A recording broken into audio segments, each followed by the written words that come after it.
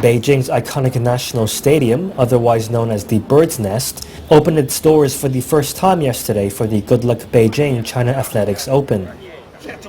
Tickets sold out quick, and most spectators admitted they only wanted to see Liu Xiang, the world record holder in the 110-meter hurdles, as well as national sports hero.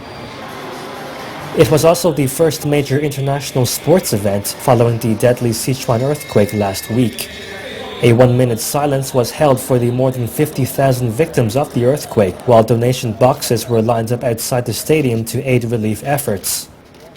The 3.5 billion yuan state-of-the-art facility can house up to 91,000 spectators, as well as plenty of colorful cheering squads.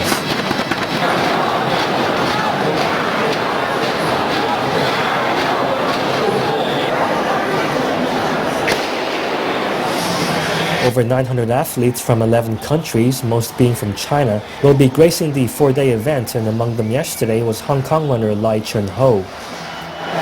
今日表演其實有啲緊張，係因為個氣氛好啊，同埋個對手又適中啦，即係有翻咁上下水平係咯，所以拍出嚟個感覺係少少緊張咯。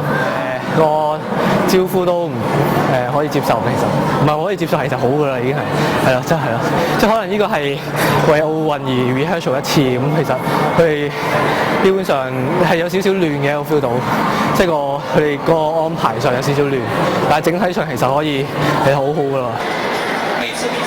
The Bird's Nest will host the main track and field competitions, as well as the opening and closing ceremonies during the Olympics.